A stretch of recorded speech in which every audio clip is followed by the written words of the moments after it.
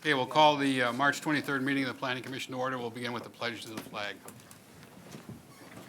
I pledge allegiance to the flag of the United States of America and to the republic for which it stands, one nation, under God, indivisible, with liberty and justice for all. Jess, would you call the roll, please? Ms. Moritz. Mr. Perkovic. Here. Mr. Sidoti. Here. Mr. Valeri. Here. Mr. Varga. Here. Mrs. Simperman. Here. Mr. Snow. Here. Entertain a motion for the approval of the minutes of the March 2nd meeting. So moved. Second. Jess, when you're ready. Mr. Perkovic. Yes. Mr. Sidoti. Yes. Mr. Valeri. Yes. Mr. Varga. Yes. Mrs. Simperman. Yes. Mr. Snow. Yes. If you happen to be here this evening for items 6, 7, and 8, they will not be discussed tonight. The applicant has asked that remain on the table, so those will remain on the table. We have 5 public hearings this evening. The format we follow for public hearings is we allow the applicant an opportunity to tell us what they want to do at a particular location. Then those wishing to speak in favor are afforded an opportunity. Then those wishing to speak against or maybe just have questions are given a similar opportunity. So, and then we close the public portion and ask for comments and questions from the commission to the applicant or the administration. So with that in mind, first conditional use permit to allow an art gallery and classrooms is a similar use at 8500 Station Street. Is that the applicant here? Would you come up and identify yourself at the podium for the benefit of the clerk, please? You got the short straw, right? They sent you up.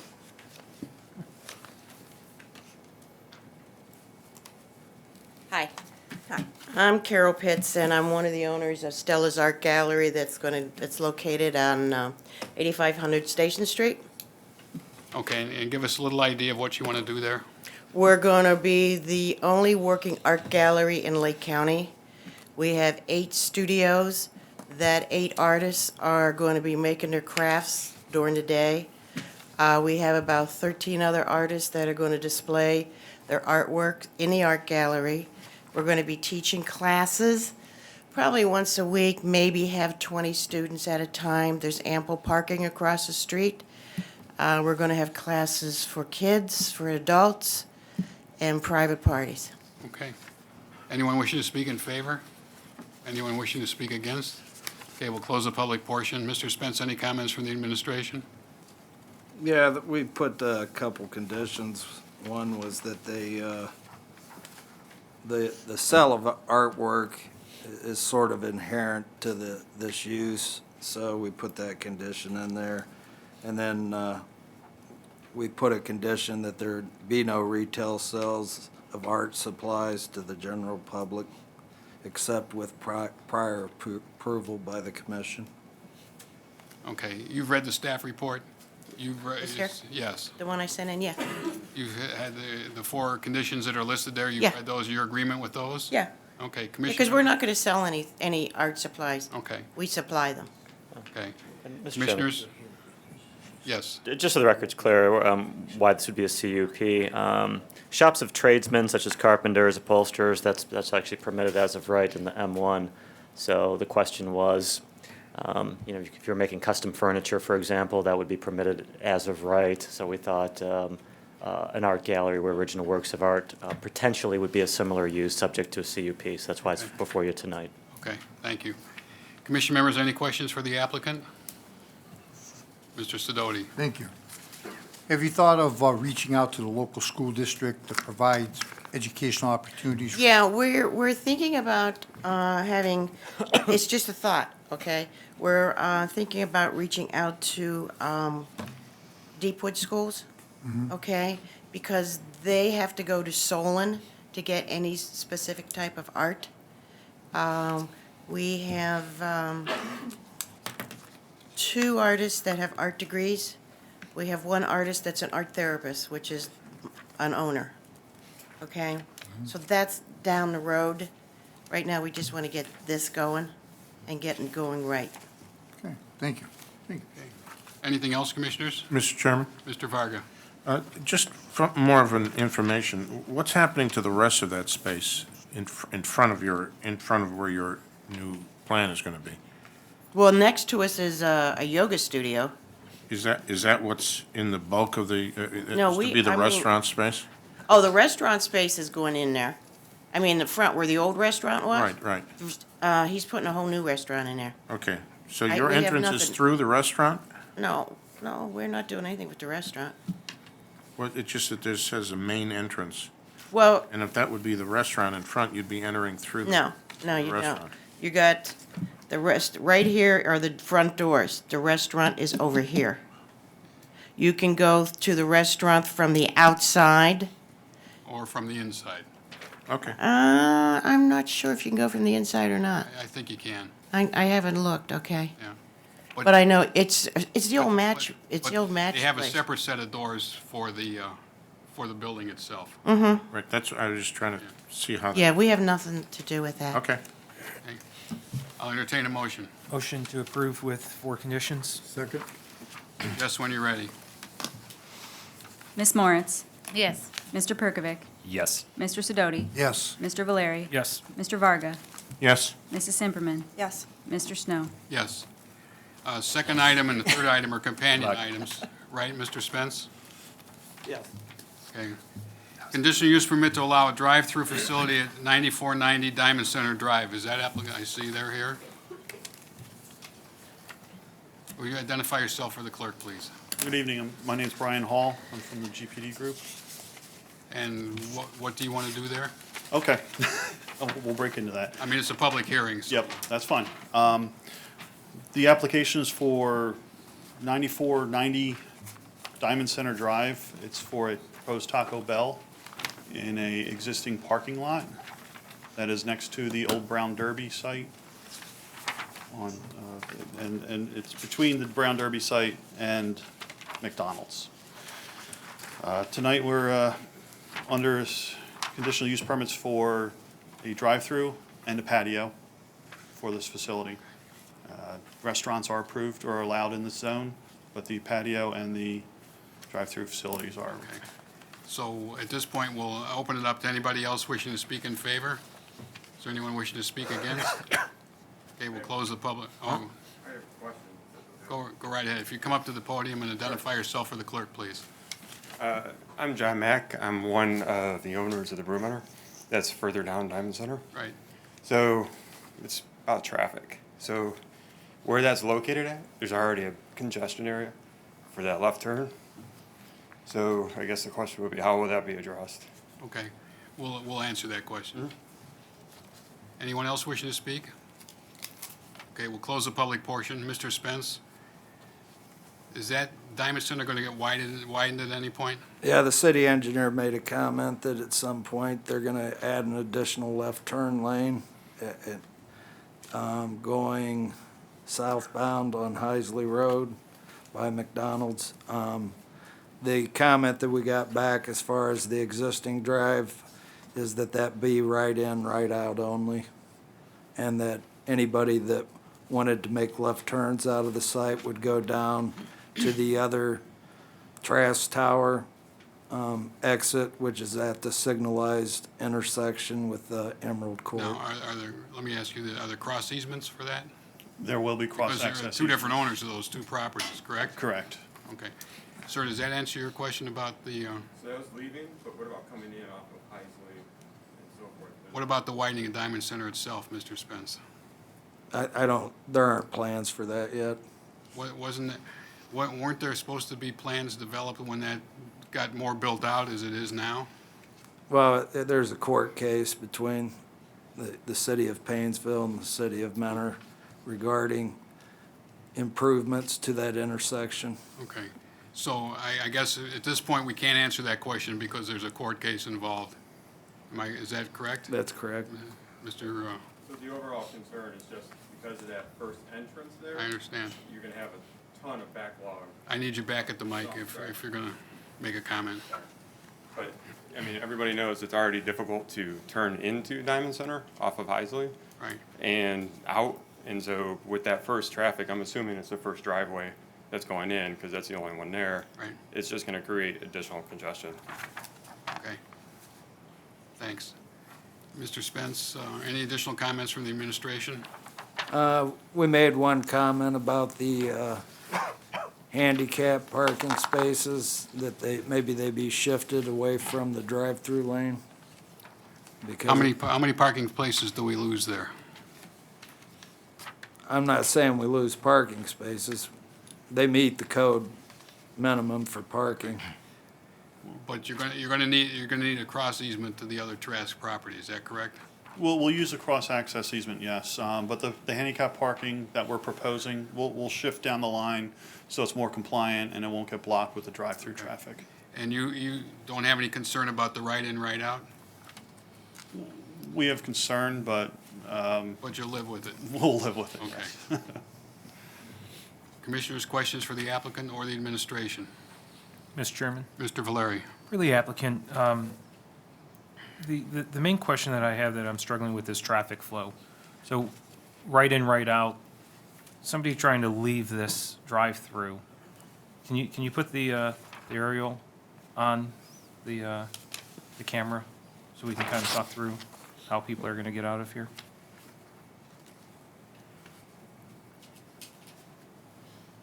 From the drawing that you submitted to see, the site plan, it looks like that building's gonna extend quite a bit out.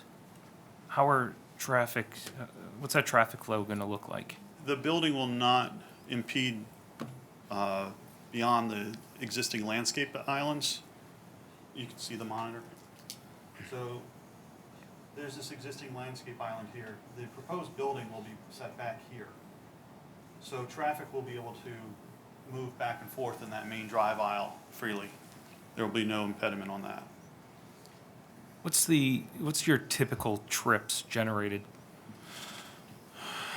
About 40 per hour. And I guess my concern with the drive-through in this location is you're gonna have all of the additional traffic now going down that back row of that parking lot to get out. Because the majority of people, I would assume, are gonna need to make a left out of there. And that's the part that I'm struggling with, is just that increased traffic going through the parking lot, zipping down, trying to get out, which is now gonna backlog into the shopping center parking lot. Okay. And I don't know if there's a solution to that, but that's my biggest concern with the drive-through here. Thank you. Anybody else? Commissioners? This is just about the first two items. Yeah, it's just items 2 and 3. Since we're talking, they're both public hearings, we're talking about items 2 and 3, the drive-through facility and the outside dining. Mr. Chairman, Mrs. Simperman? your outdoor area, I don't want to preface with it being dining. You have 2 benches and an umbrella? It's more set up as a lounge area for just the enjoyment of the outdoors.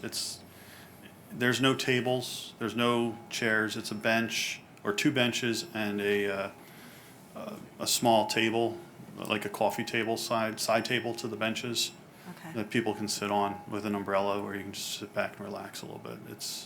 It's not intended as our outdoor seating venue, Okay. as other outdoor seating for restaurants are.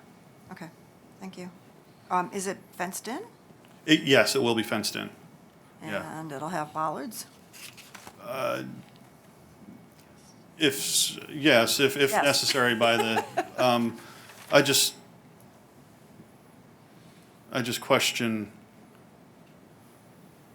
the necessity for bollards in that side, since the traffic pattern and flow is not directed towards those, that area.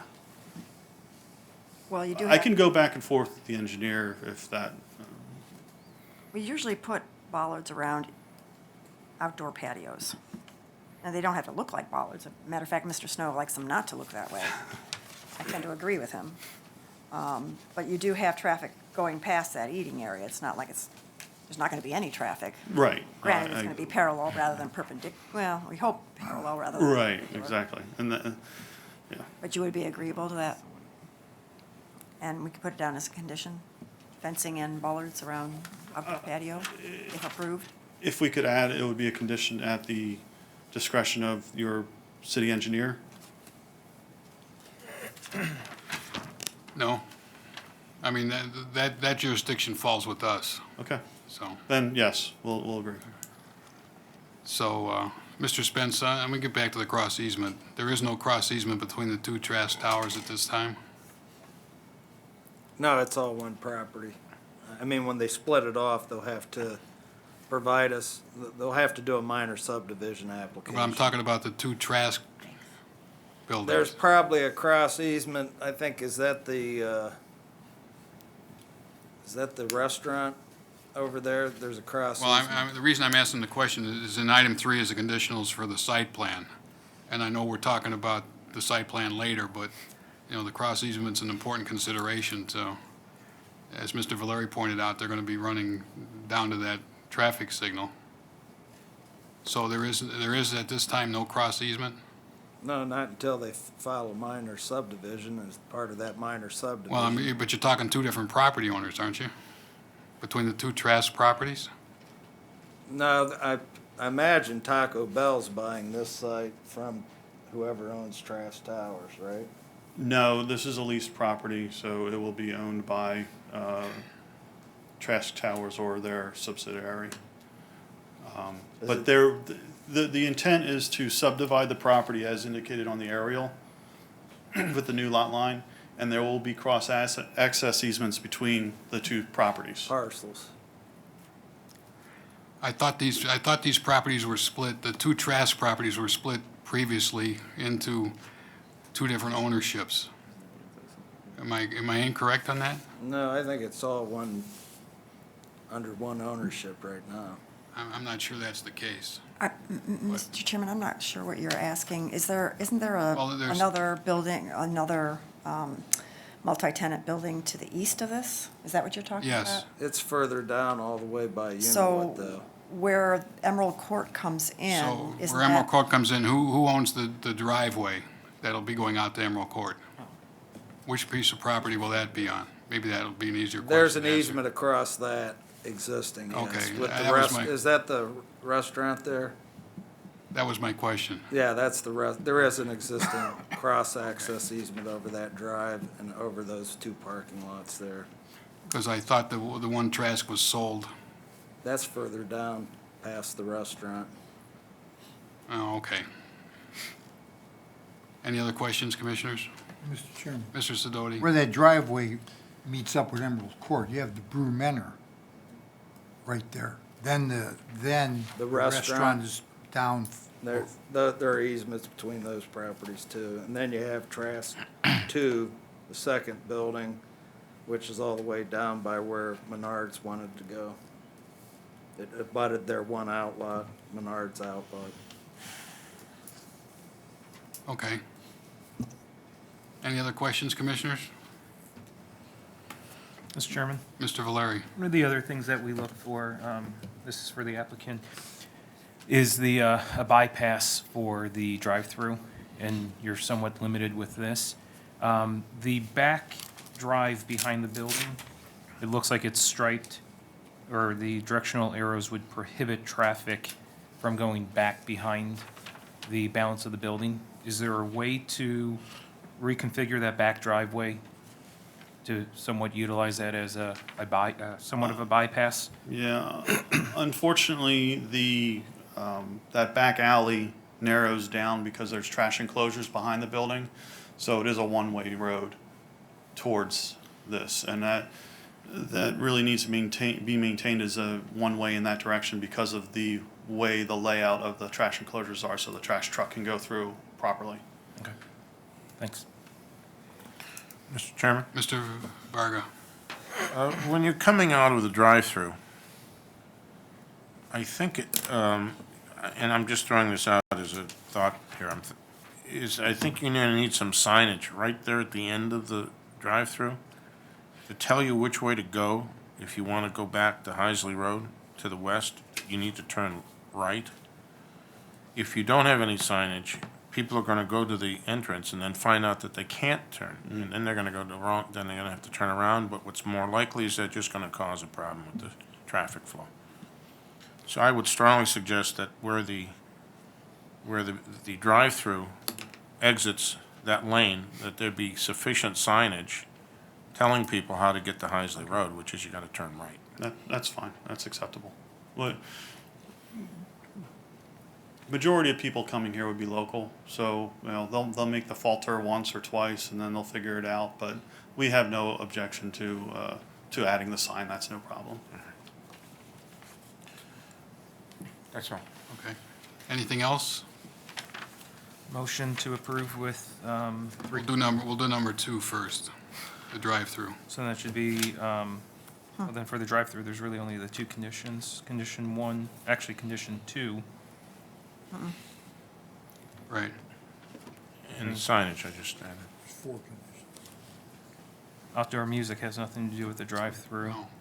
The hours of operation and the patio, so actually it would be motion to approve with 1 condition, which would be the requested signage for Mr. Varga And Because of- bollards. and the bollards Bollards are for the patio. for the patio. Oh, So I'm with the sorry. 1 condition specific for item number 2, which is just for the drive-through. Second. Jess, will you call the roll, please? Ms. Moritz? Yes. Mr. Perkovic? Yes. Mr. Sidoti? Yes. Mr. Valeri? Unfortunately, no. Mr. Varga? No. Mrs. Simperman? No. Mr. Snow? No. Findings of fact, Mr. Zeman? Yes, Mr. Chairman. Okay. For the no votes. We'll do need to do findings of fact. Okay. Mr. Valeri? Based on safety for traffic flow. Mr. Varga? It has to do with traffic flow and a general concern that it's too much development on the piece of property. I don't think it functions properly for safety. Mrs. Simperman? I echo the previous 2 people. Mr. Snow? I think the lot's too small. So it fails 3 to 4. So I would guess the outdoor dining is probably mute at this point, right? Well, that would be up to the applicant. You want to go with the outdoor dining? We'd rather have the drive-through than the outdoor dining, so. Okay, so it sounds like. We can remove that from the agenda. Okay. Motion to dismiss Without prejudice. without prejudice. Second. Jess? Ms. Moritz? Yes. Mr. Perkovic? Yes. Mr. Sidoti? Yes. Mr. Valeri? Yes. Mr. Varga? Yes? Mrs. Simperman? Yes. Mr. Snow? Yes. Okay, and then I assume we're not at the site plan at this particular point on the agenda, but I assume we'll want to do that. I was gonna say, we'd like to table that Okay. part of the agenda for Okay, another when we get to that point, we'll table it Okay. for your request, so, Okay, okay? thank you. Item 3, or item 4, conditional use permit to allow a car wash at 7380 Menor Avenue. That applicant here.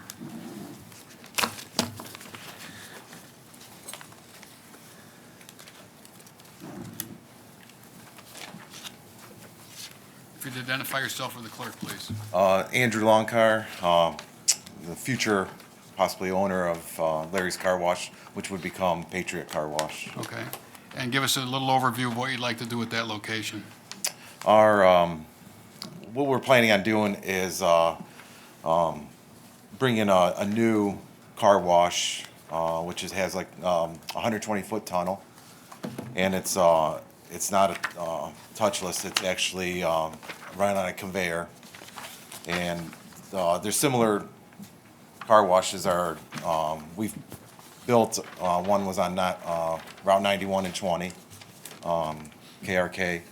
And then there's a couple others that we've built. It's all state-of-the-art. The water efficiency is a lot better.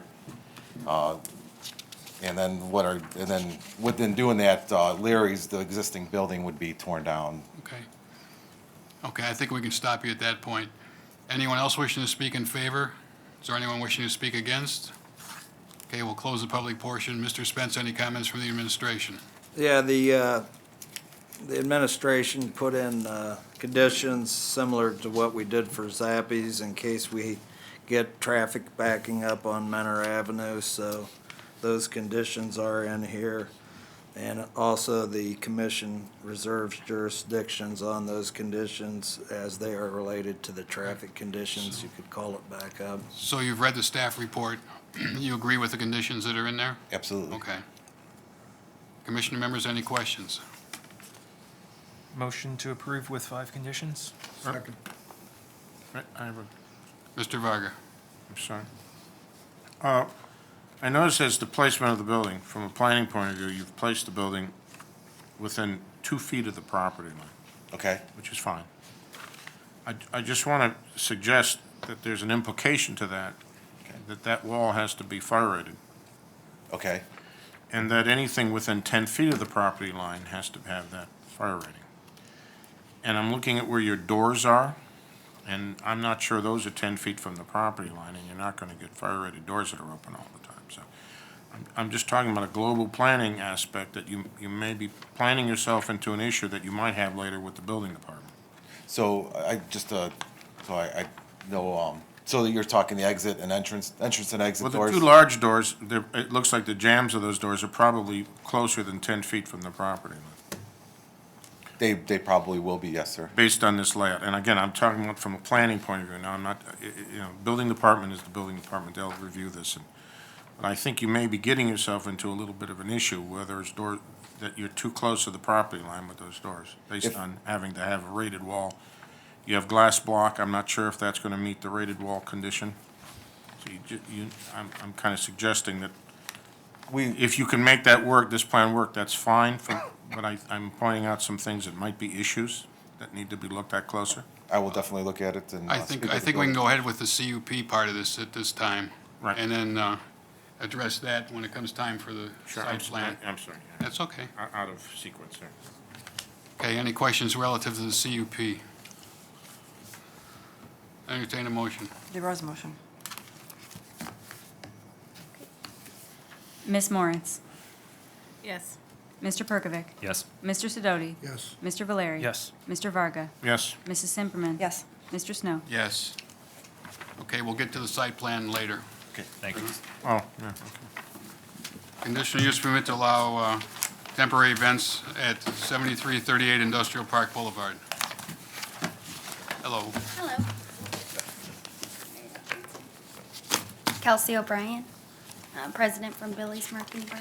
Okay, and give us a quick overview of what you'd like to do there.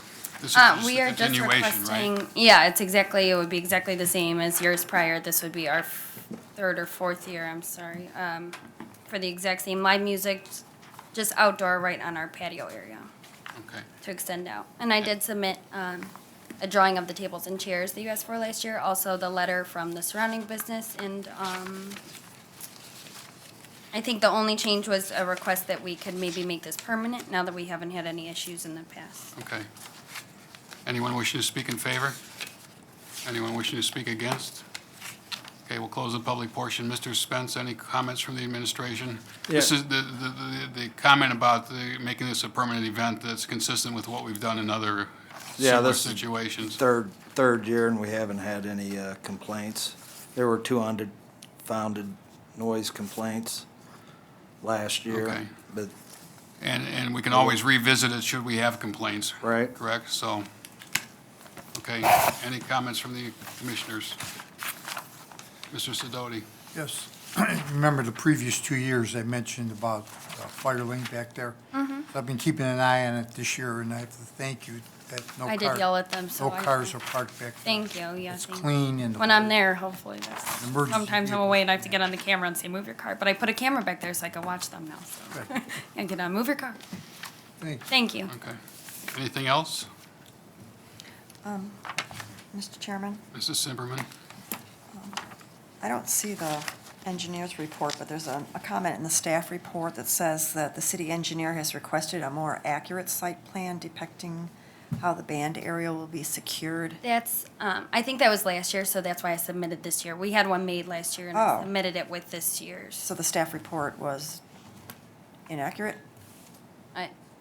I don't know, I didn't read the staff report, but I did submit the site plan this year. You did recently, you gave us an aerial view with some tables on it and the band. And where the fencing would be and where the exact tent would be.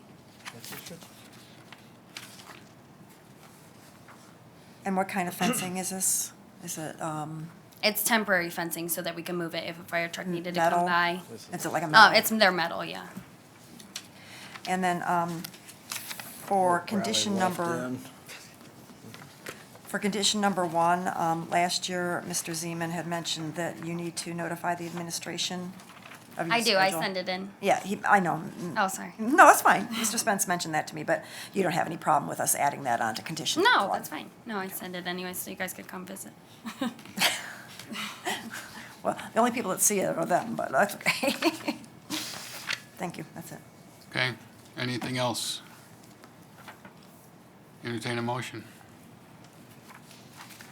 Motion to approve with 6 conditions. Second. Correction to number 1, And the correction to or number addition? 1 Okay, thank you. for Ms. Simperman. Jess, when you're ready. Ms. Moritz? Yes. Mr. Perkovic? Yes. Mr. Sidoti? Yes. Mr. Valeri? Yes. Mr. Varga? Yes. Mrs. Simperman? Yes, Mr. Snow? Yes. You're set. Thank you. I'm done. Under old business, items 6, 7, and 8 were tabled previously, will remain on the table tonight.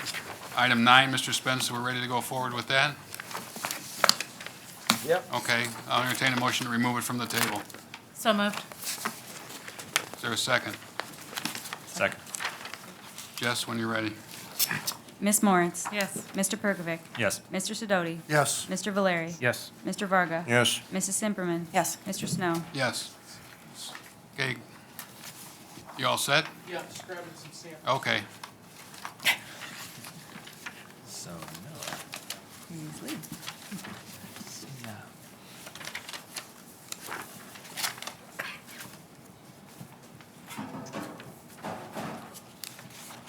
My name's Steve Friedman. I'm the Vice President of Brook Park Design Builders. We're here to discuss putting a new metal roof system over a flat roof at, on St. Clair Avenue for International Hydraulics. And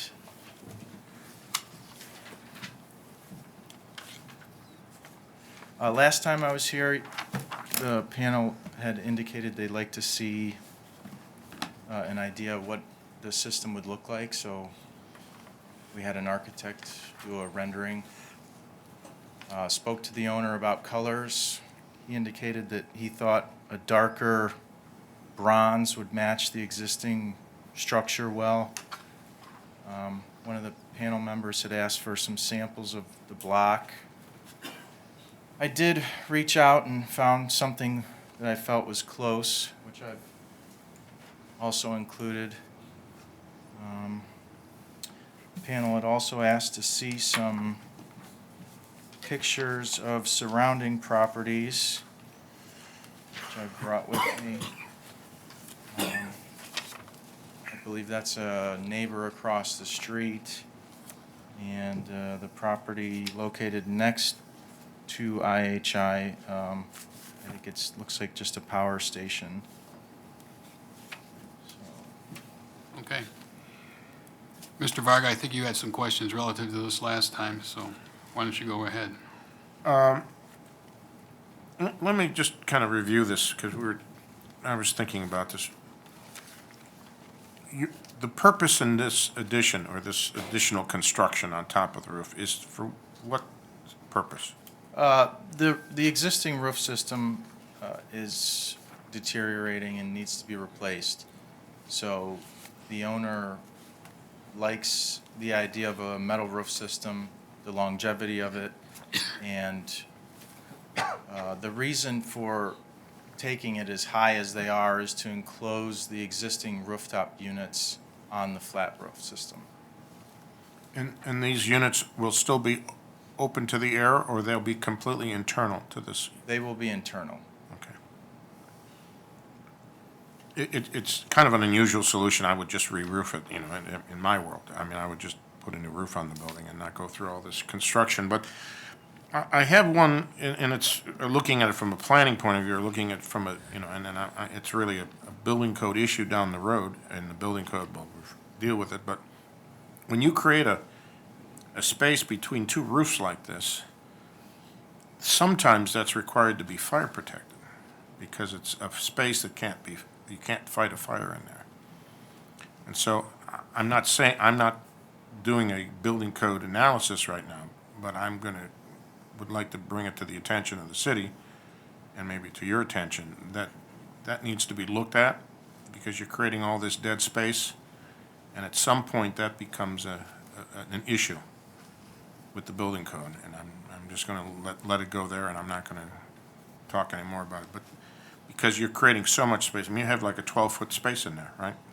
At the highest point, yes. Yeah, at the highest point, and then it tapers down to, 8 feet or something like that. So you have a whole space that's not accessible, that has an old roof in it, and then a new roof on top. And I just want to point out that may have ramifications with other technical ramifications down the road. Yeah. I think one of the things that the owner had indicated to us is the desire to create access into what I'll refer to. Okay, well, now that opens up a different can of worms. Now, is this going to be accessible space? And what is the use of that space? Storage? I don't know. No, I don't believe there's any purpose for it other than to have access to the existing rooftop units.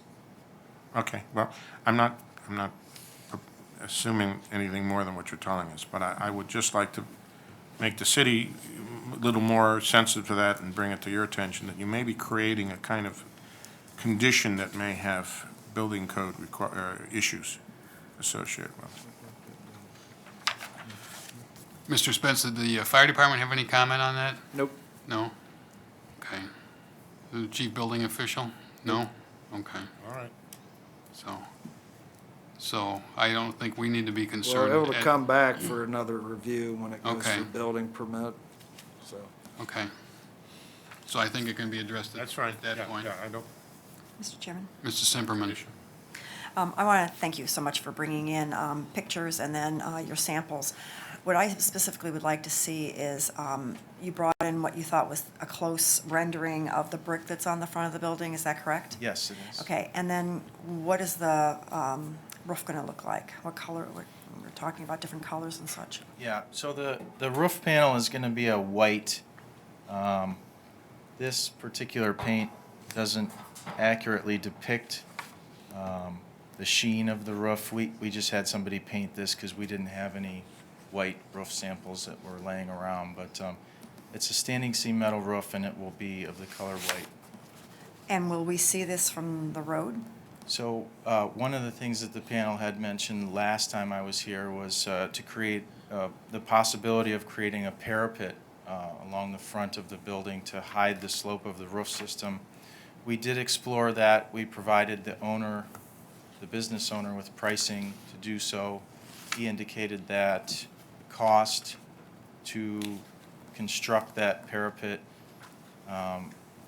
would, in quote, put an over-budget project further over budget, and that he was not interested in doing so. Could you brought another sample with you, correct? Yes. And this is the actual side of the building that you brought? Well, yeah, so this sample came off of a job site, so it's a little bit scratched up, but it's the color that the owner had intended on using, and we have a few different panel profiles that can be used, but the one that I brought today is, I would say, the most standard, typically referred to as like an R panel. So, I don't know if you have enough hands here, but how does that fit up with your side panel? How does the top, the roof, fit with the side panel? I guess I just don't understand how those two go together. They don't really go together. Well, okay, from the road, what will I see of the roof? Will I see any of the white? It's possible that, assuming that the power station isn't blocking your view from that angle, which would be the low side of the roof, it's possible that you might see some of the white. Because of the slant of the roof? Yeah, it's a pretty Okay. low slope pitched roof. But not because I would see it from a side view, Correct. an elevated view. And can you hold up that panel against the brick, what you have in your hands? Yeah, against the brick, just so I have an idea. Okay. And I think we have another building in between, or another that goes back, so, okay, thank you. Okay, anything else? Mr. Chairman, Mr. Valeri?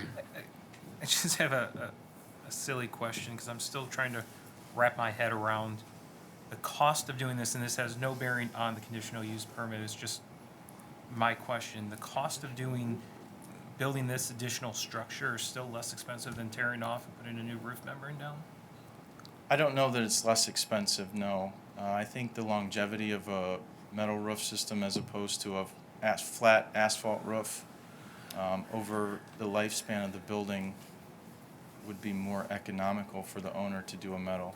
And then something that is more pertaining to this, you've got the rooftop units up there, you have the exhaust fans that are up there. Are you planning on penetrating up through this metal roof and extending all of those? No, the space will have operating louvers on the side walls of the structure. Okay, so there'll be louvers on the side. And then as far as access to this area, how do you plan on providing that? Well, if it's required, we can certainly provide it through a walkway system inside of the existing structure, or we can create a stairway system on the exterior of the building. Because I'm just thinking, you're gonna have to service equipment, and if any of those units ever fail, how's somebody actually gonna get to that stuff? Yeah. It was, as I had mentioned earlier, it was the owner's intention to create access inside of the existing structure. Okay. Thank you. Anything else? Mr. Chairman, Mr. Sidoti? does Industrial Hydraulics own or have use of another building going to the east? East. I believe they own 3 facilities along that St. Clair Avenue. Are they all in operation? Yes. Thank you, Mr. Okay. Mr. Spence, we can put a condition in that it clears the muster of the fire department and the building department Yeah. on the access, the 12 Sure. feet that Mr. Vargas Yeah. concerned about. Does that satisfy you, Mr. Vargas? Yes. Okay. Okay, we'll put that in as a condition. I entertain a motion. Motion to approve with 3 conditions, the original 2, and then the third one with fire department and building department. Okay. Is that okay with you? And I'm sorry, could you repeat what the original 2 were? We said that you're going to paint the whole building. No, Brand new parking lot? we're going to clear, it's going to clear the muster of the fire department and the building department for the 12-foot space that's in between the existing roof and the new roof. Right, what were the other Okay. 2? The original 2 were signing off from the city engineer's comments, and then any rooftop-mounted HVAC mechanical unit shall be screened. Yes. So there's 3 conditions. Second. Jess, when you're ready. Ms. Moritz? Yes. Mr. Perkovic? No. Mr. Sidoti? Yes. Mr. Valeri? No. Mr. Varga? Yes.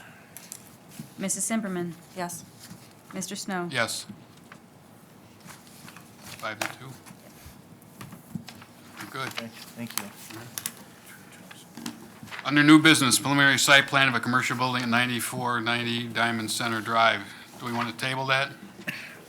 Is that the intent then? Yes, yes. Okay, okay, I'll entertain a motion to put this item on the table. So moved. Second.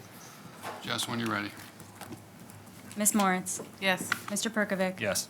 Mr. Sidoti? Yes. Mr. Valeri? Yes. Mr. Varga? Yes. Mrs. Simperman? Yes. Mr. Snow? Yes. Okay. Thank you. Architectural review, reimaging of a commercial building at 9055 Menor Avenue. The Pacers lady. Yes. Hello, I'm Jane Comber. partner at Pacers Bar, Sports Bar and Grill in 9055 Menor Avenue. I'm here because I'd like to, I put up an LED strip light, and I didn't know that it was not allowed, so I'm asking for permission or a permit to do that. Okay. I have a question about your outside storage. Sure. The tables in the bar area on the outside patio are still there, correct? Yes, sir, we moved them out to use them because we had nice weather. Okay. But you'll remember that those are not permitted to be outside in the off-season. I realize you had nice weather and you reset them. Right, okay, so then we were supposed to put them back away, or? Well, in the off-season, so to speak, they need to be off-site or stored on-site but internal to the building. Okay, Okay, okay, just a comment. thank you. Okay, no problem. Now, the LED lighting. Yes, We'll sir. deal with that. Commission members, any questions? I have a question. Go right ahead, Mr. Varga. You included a photograph? Or there was a photograph?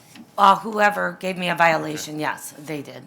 Are we talking about these Christmas lights? No, there's just that thin tube lighting above it. Okay, so that's what we're talking. Correct. All right, because when I looked at the picture, so that little white line that we see there on, In just above between the the Christmas roof, lights? the shingles and the That's where that Christmas light lights. is located? Yes, sir. And we are to not concern ourselves with the Christmas tree lights? Or the Christmas? Correct, That- because that's just decorative. I guess that's well, okay. That theoretically is a problem too, I think, but we know what we're commenting on here, that's all. Okay. Mr. Chairman, Yes, Mrs. Zimmerman. so since Mr. Varga brought it up, would you be, well, I don't think Christmas lights are necessarily decorative in June, July, March. No, we will take them down. So you have no problem having that as a condition, to take down the Christmas lights, The icicles. the icicles?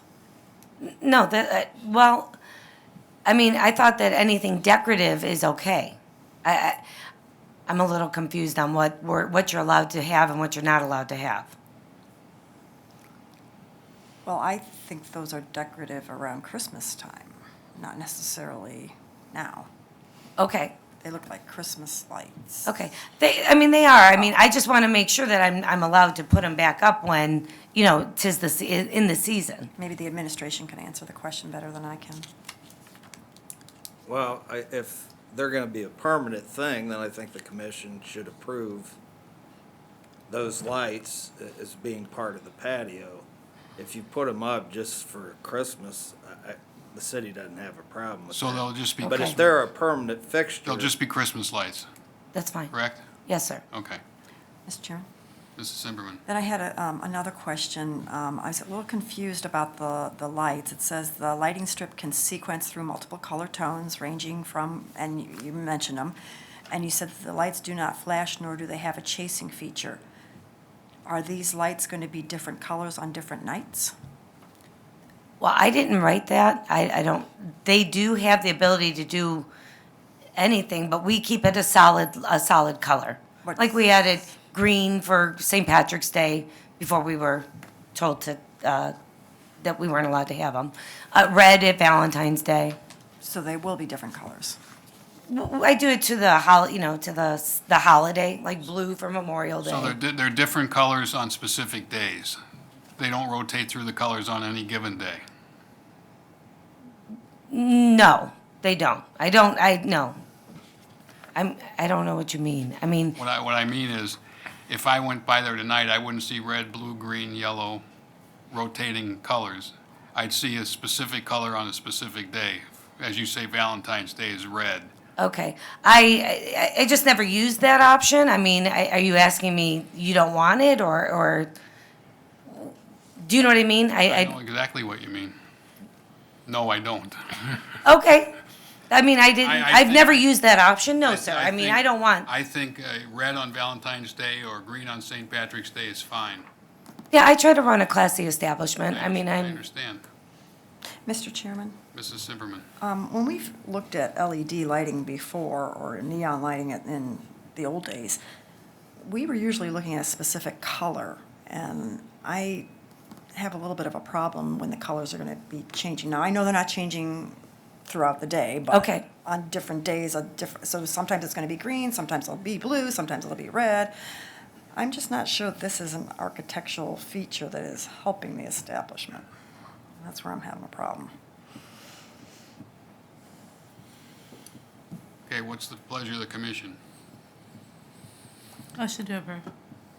Do what? Motion to approve. Okay.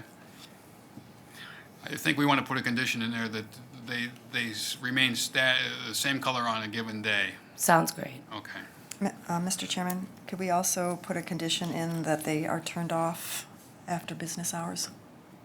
Sure. You got to unplug them, right? I have a remote. Okay. So I think that's fine. Motion to approve with 2 conditions. Just, is there a second? What about the icicles? You're gonna require- They'll be They're removed.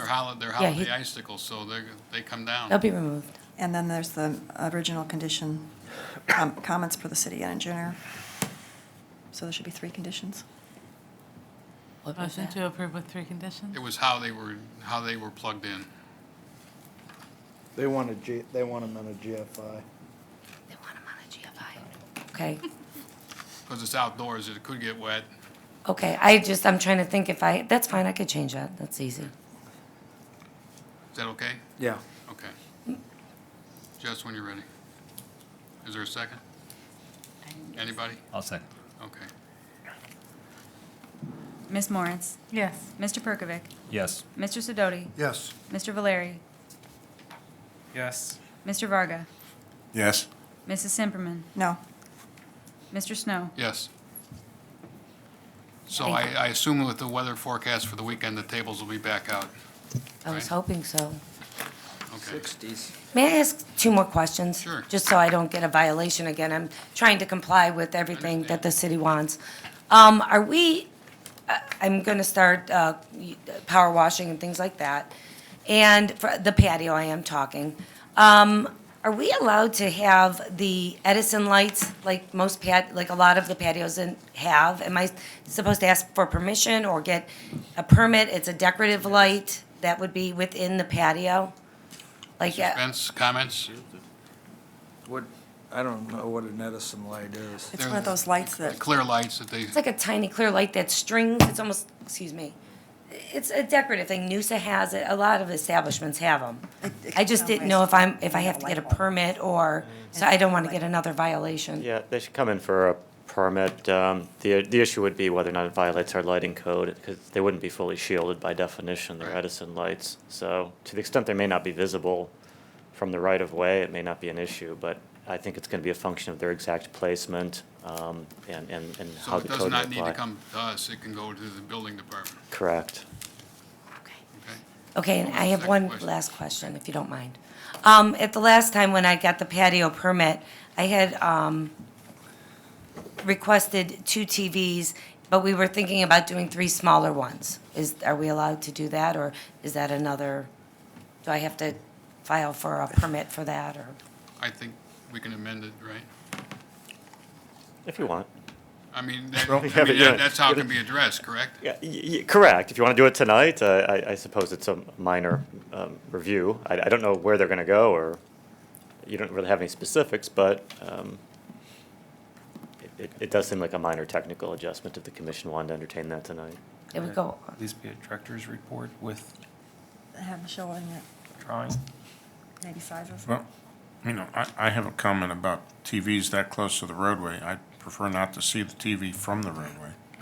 I mean, the illuminated screen becomes a distraction. I mean, if it's They're faced under away the- from the street, that would be, they're under Way the to do it. overhang.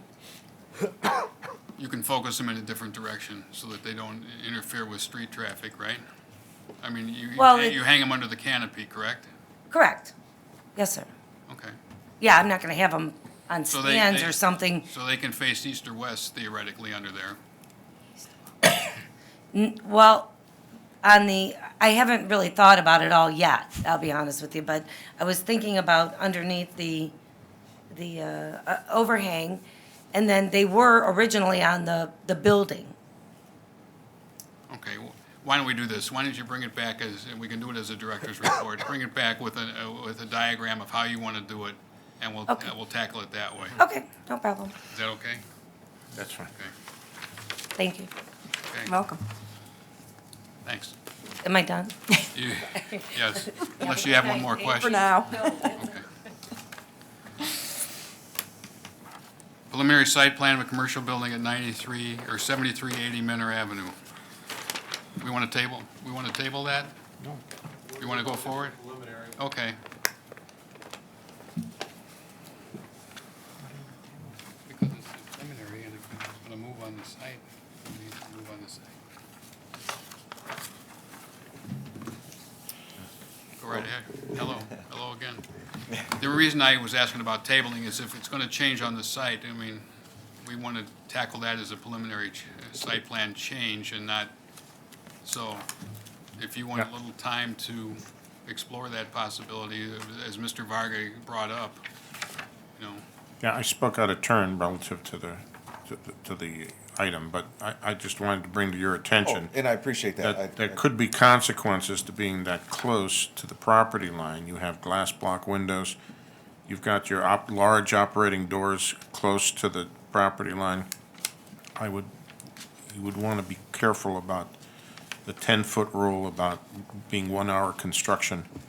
And that works not only for the wall along the property line, but the perpendicular walls up to 10 feet from the property line. And I would have your architect That- review that in detail, because I think there's consequences to the plan that you've shown us. And Okay. I guess, that was one of my calls tomorrow, will be to my architect to get in touch with the building department and, confirm that, so we have the site plan. When I talked to Mr. Spence, last week or a couple weeks ago, one of the reasons I came in for preliminary site was, I guess, just if there was anything that the commission would like to mention or let us know, so when we come back in May, we just want to go for the gusto. I understand. So if we approve this tonight and it needs to change, can we do that at the final, or do we need 2 preliminaries? Well, I think we could do it at the final. Yeah, final just needs to be in substantial agreement with Okay. preliminary, so. So that gives you Yeah. time, so we can address the preliminary tonight then. Okay. Commissioners, questions for the applicant? If there's any additional questions? What about the elevations? Mr. Chairman, Zimmerman? you're making this out of block? Yeah, we're proposing split face block. That's, when I spoke with Mr. Spence and a couple months ago when we first purchased put a purchase agreement on the property, we are willing to work with the city what they would like to see, whether it be brick or split face. We like to make the top half like a paneled look. The commercial, they're like 2 foot by 4 foot metal panels. That's our thought on the upper part. I would like to see brick. Okay. And then the administration also suggested a decorative cornice above the smooth metal band. So is that on the top there, Mr. Spence, that you were talking about? Yeah. Something to give a little Little accent articulation? to the flat roof. So an accent to put a band board of some sort on the top of that to give it some kind of an accent trim, is that? Okay. Where does the heater unit go? The only heating unit needed in this building is for the staff, which will be Right. one of the through-the-wall units. Okay, Like so a- it's not on the roof? Okay, One thing is, we reclaim all our water. All the roof water will be taken and reused and, filtered and everything else, and it will be used in the car wash. So we are trying to make it really the most economical. gotcha. Okay, commissioners, any additional, Mr. Sidoti? Yes, Mr. Spence, did the administration take into consideration the same issue we have with Taco Bell with this car wash and exiting, someone trying to make a left, because the traffic is so close to that light at 306 in Menor. And making a left can be extremely, There's no comment from the traffic engineer restricting turning movements. They're existing right now. They're not changing the aprons. You can have a right, or somebody, if they wanted to make a left, could make a left out. well, a right is something you can maneuver. Well, there's two lanes, so if somebody's making a left and they sit there too long, maybe they'll make a right. With just being there as much as I have been, 99% of the cars turn right there. Really, I agree with you. I frequent Yeah. that car wash myself, but I've seen people trying to make Right. a left. And you can certainly, navigate that first lane. But if the person going eastbound on a second lane is not paying attention, then you got a real problem. Absolutely. Then you still can't see the westbound traffic until your nose is sticking out onto Yeah. the westbound lanes. That can be pretty dangerous. absolutely. Because they're stacking up at that light. So that bothers me, but, thank you, Mr. Chairman. Okay. Anything else? Mr. Chairman? Mr. Valeri? I too would like to see brick rather than split face. And then, if possible, not painting that brick and just. Oh, no. Okay. If you were gonna use CMU, what color were you gonna paint it? The upper band board, it's car wash is Patriot, so it's going to be red lettering. What our goals are, red letter, and then the red brick, like a reddish brick, and then the panels would be either white or blue or something like. We're not 100% sure. We haven't gotten. We're more patriotic colors. Got it. Well, you understand, we'll need to see the samples at the Absolutely. final. Okay. Yep. Anything else? Mr. Chairman, I have one additional comment, although I think I'm going against the grain here. As far as brick versus the CMU, split face, I really have no problem with split face, but a lot of times I think what we do see is the split face is at the bottom to create some sort of a base, if it's used at all. So, to be honest with you, I don't mind the mix, but predominantly the brick is the way to go. If you do want to use an accent with the split face, it's usually just 3 foot or less, let's say. Okay. We might take that into consideration. Yeah. Because it would give some kind of a break through levels. Thank you. Okay. Anything else? I'll entertain a motion for the preliminary. Motion. Oh, go ahead. I'll make a motion to approve with the 5 conditions. Second. Just when you're ready. Ms. Moritz? Yes. Mr. Perkovic? Yes. Mr. Sidoti? Yes, Mr. Valeri? Yes. Mr. Varga? Yes. Mrs. Simperman? Yes. Mr. Snow? Yes. Okay. Thank you. Thank you. Preliminary site plan of a warehouse building at 7480 Clover. Is that applicant here? You thought it would be quick tonight, right? If you'd identify yourself for the clerk, please. Yeah, Richard Alexander. I'm Joan Alexander. We own Grant Properties. I need you over just a little bit closer to the mic. Thank you. We own Grant Properties of Lake County, which owns the building that I house our other business in, which is Alexander Moving. We're looking to put a small warehouse-style building in the back of the property where we're currently located. Certainly looking somewhat like a storage facility, but not to the public. It would be more for us, only for Alexander Moving, only for our clients, general public not to be going onto the property that way. So it's really for extra storage for us. Okay. Commissioners, any questions for the applicant, please? Could you discuss the appearance of the building? Yeah, we did submit something to you all, but it looks pretty much like a standard outside storage type of building. A small pitch on the roof, will be metal sided down one side of the units. I don't know where this light, oh, there you go. Down one side, we'll have some 10 by 20 units. Down the other side will be 10 by 10s. Up across the front, some 10 by 5s. Really, these are going to be used for, right now we store for people household goods.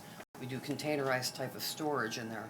So, when you're coming into our storage facility, it's heated, it's all temperature controlled, that type of thing.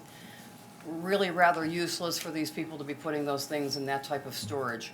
I can put their outside barbecue, patio, garage Lawnmowers. stuff, all of that stuff. Lawn mowers. Into an outside unit for them. It's a little more cost-effective and allows that inside unit to stay open for the people that need it for their fabric goods, their wood, things, that type of stuff. So that's a little much what we're looking for right now, just so that we can take these individual units and put them with, or I want to say partner them with, the storage that we have inside for these clients. The end wall, the back wall, and then you have like two end walls. The drawing shows two different materials, a base and then something. What are those materials? All metal, it's all metal sheathing. What we're looking at right now, and we haven't gone into any really final yet, just because we didn't know what you were gonna be asking us for, but we're looking for a Morton building. I don't know if any of you have heard of them. They're pretty self-contained. They come in, they do everything for us. But all of that's metal, so slight. Even the band at the bottom, the dark band, that's metal too? Correct. Okay. And the roof material is also metal? That's correct, Okay. And the doors are obviously metal. right. Mr. Spence, any comments relative to the building materials? Well, I just brought this in because I know the design guidelines for, this is a small storage building. I think the height of it's 8'9". And it's behind the building. I don't know how visible this will be from the public right of way. It shouldn't be visible really at all unless somebody's coming in and around our building. And they really shouldn't be on the property anyway. Anyway. Point. Right. Mr. Chairman, Mrs. Simperman? we didn't get an elevation, I don't think, of the building, so I'm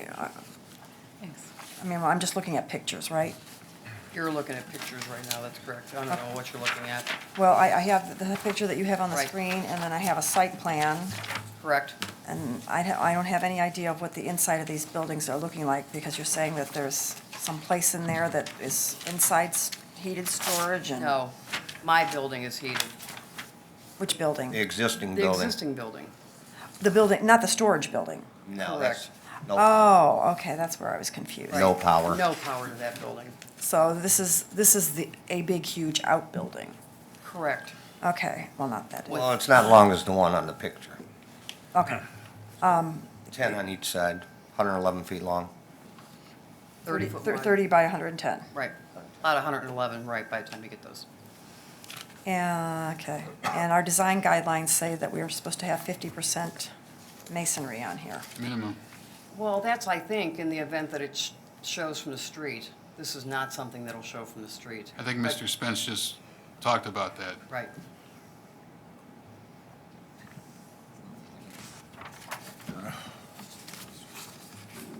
Mr. Zeman, do you have a comment? The design guidelines don't contain that qualification. I mean, it's not in there. Okay. Mrs. Simperman, comment back? Thank you. Okay. It wouldn't be white. It's a good-looking building, these Morton buildings. Yeah, but It wouldn't be like this one, Well, it where would- it's white. It's like it, but not the colors. Right. We'll have the colors match the building that we're currently in. Are we at Commissioners? standstill?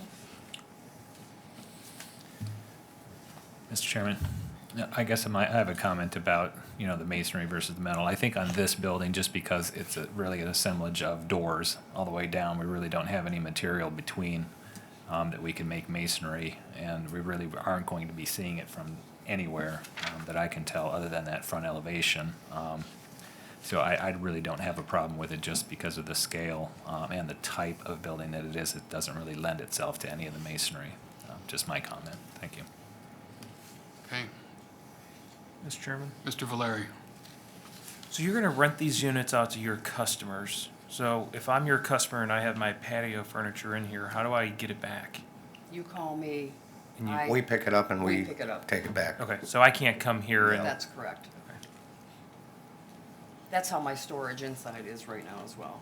and then with Mr. Perkovich's comment, so each one of these are individual units, they're separated by walls in between, so nobody's stuff is commingling. Okay. Thank you. Okay, anything else? Chairman, Mr. Sidoti? are these units, is there a time duration? Your clients can rent them out? No. No? Month to month. Month to month? You know, right now, they go in on a 30-day type of thing. I don't hold anybody to any type of, I mean, if you want out, I'm taking you out. I'd rather you be out. Thank you, Mr. Chairman. Okay, anything else? Yeah, it could be like a short-term storage too, like if somebody's in it for a week or two, you don't have to go through the hassle of loading these crates and, No, Right. but it's more, you know, it's more for the convenience of these people. You know, right now, when people have, you know, sometimes they want us to keep things on our trucks for a week, or, you know, maybe 2 weeks. You know, it doesn't really merit holding it onto a truck. It's just a little bit better for them all the way around the board, the Right. client.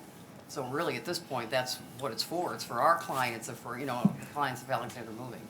See, I believe that there's not so much a concern about who's using it as to what it looks like. It'll be pretty. Oh, I'm sure. So, Motion to approve with one condition. Second. So my only question to you guys then is about the fire department. It talks about 250 feet. And I know that our building sits back, the original building, I think it's 200 and some odd feet. So what happens with this, with the fire hydrants?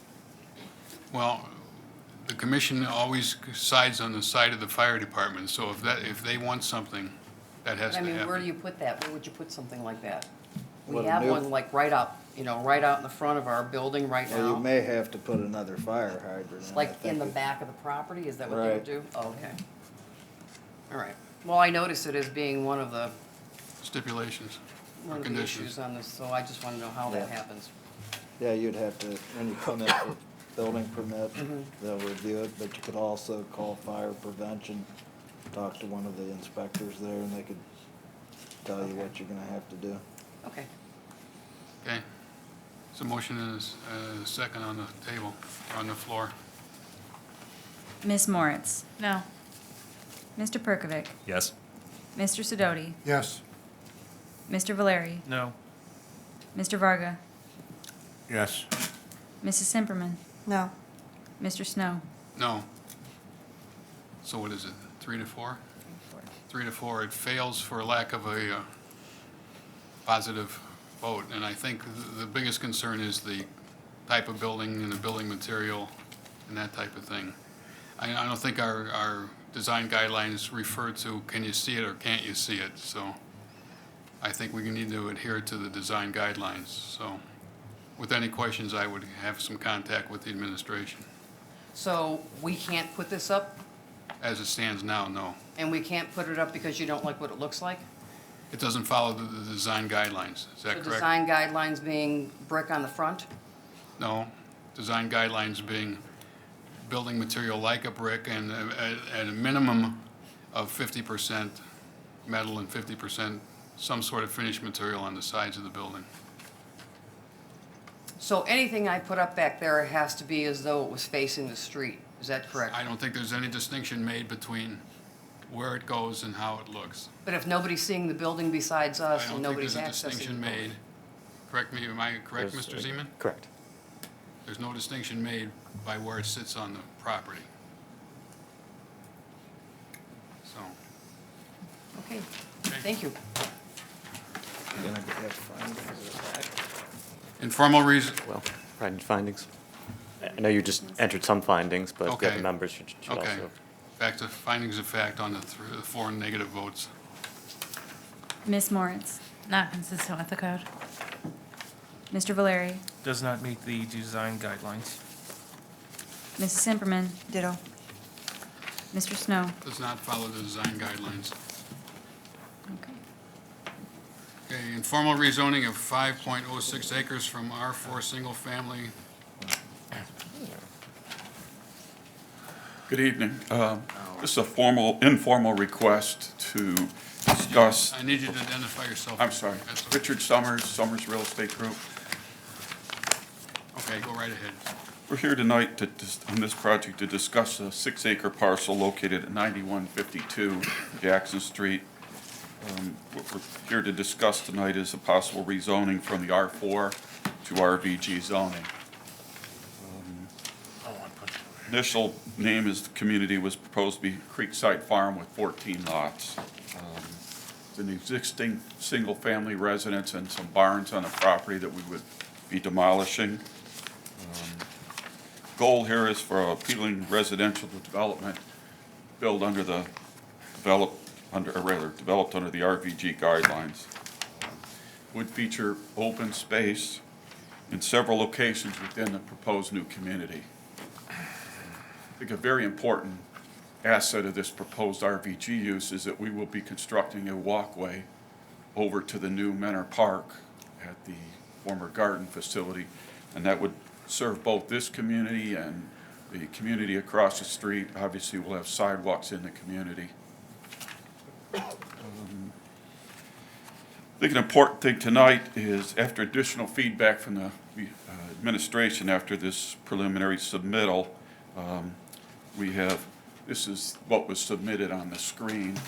And if I may, after talking to the planning or the administration office, there was some concerns about the original plan that had lots on Jackson Street, the fills that would be required, and the area that would be against the creek. Even though it's not in a flood zone, it was decided to move those homes on Jackson Street out of that. This is still a density neutral plan. We're not increasing the number of lots on the site. And basically, we'd like some feedback from the commission on this plan. Okay, commissioners, any feedback? So what's different between this plan and what you showed us on the first plan? I mean, you just take Jackson Street away, is that the Correct. There difference? would be no homes located along Jackson Street. Originally, there was 4 lots proposed, 1, 2, 3, 4. We would move the retention area. This retention area was suggested we move it to where, by the administration or engineering, to where sublot 12 is. Okay. And then, again, we just got this today, so I was not able to deliver it, but previous to the meeting. But again, at the suggesting the administration look at doing a subdivision based on, again, this is a sketch, but based on something like this. Right.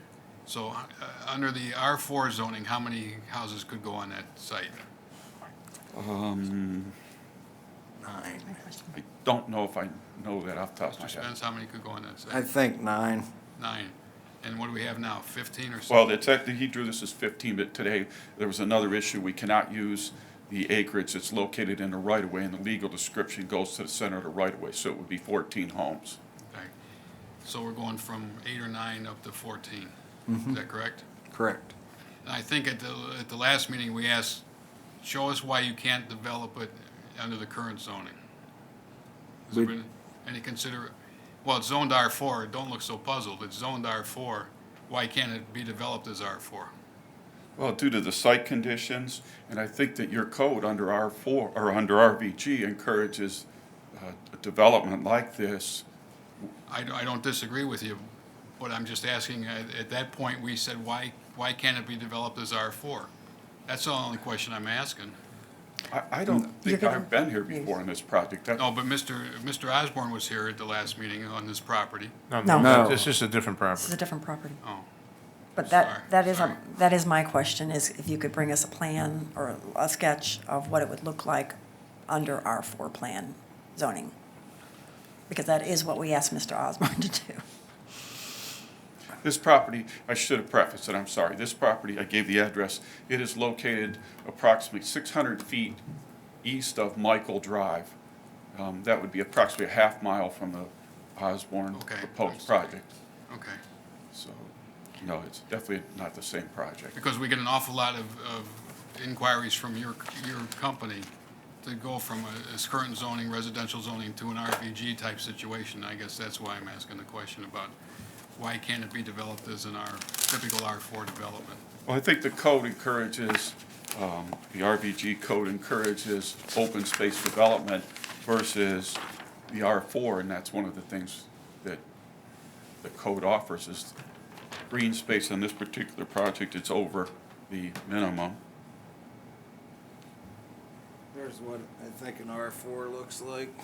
We saw this in 2010, And how many lots are there? 9. 9? but those lots out front would be problematic. You'd have to bring so much fill in to get them above the, So what you're saying is this is not a typical land use? I mean, you can't do it as an R4, is that what you're saying? Correct. Economically, you can't do it as an R4, and there are some challenging site conditions to do Because it. as normally R- we talk about an RVG where you have an abnormal topography of the property. That's correct, and we would retain those abnormal and green space area, and make those green space areas. By looking at the plan here, you'd notice by driving by, other than the street, you wouldn't, in the summertime, you probably wouldn't be able to see any of the homes in the rear. Gotcha. And again, I think it's a great asset to have the walking path back to the new community. It will benefit, there's, I believe, over 100 homes across the street on Jackson Street Right. that would have access to the park by walking. Okay. Commissioners, questions? Mr. Chairman, Mrs. Simperman? and I understand this is just a sketch and it's an informal review. Why does it look like all the houses have a different setback? I think we talked about that on another project. I think today that the linear, every house has the same setback is something that we're trying to avoid. It produces linear communities. They don't have to be, if that's not what this commission wants, but I think it gives you a better look. And when you go down the street, it allows for nonlinear look and different setbacks. I mean, we could put them all straight in a row, but I don't think that's the best thing today. Well, I'm looking at some of the houses, and in particular, the one on the bottom, third from the left. I'm just thinking, well, that guy's sticking way out in front of everybody else's, and I don't know if I want to look at somebody else's wall, the front of their house. I kind of like the linear in that I'm not looking at somebody else's side of their house. So, Can you, I'm sorry, which one are you referring to? a third one from the left. This one? No, on the bottom. Third one, yeah, that one. Okay, again, I think we could move that back. There's, again, we were. I know it's preliminary, I'm just, But that's what we're asking for, feedback. yeah. Um, And you're still going to put sidewalks in? Yes, Will the sidewalks go along Jackson? we would be, under the comments we got, we would be responsible for putting a sidewalk across Jackson Street on our property. When you say across, you mean from east to west or west? Side to side is my understanding. So west to east, east to west, whatever. Correct. Okay. And then there'll be sidewalks in the development itself? That is required by code, is my understanding. Okay. And I guess it's going to be a dedicated street, then, is my Yes. question. I Okay. think that that's also something that's important today, to dedicate the streets, because then people aren't coming back in 5 or 10 years asking to dedicate them. And then the pathway that you have going from your development to the new park, what's the width of that pathway going to be? The city requires that to be 20 feet. Yeah, and not the path itself, but the access way.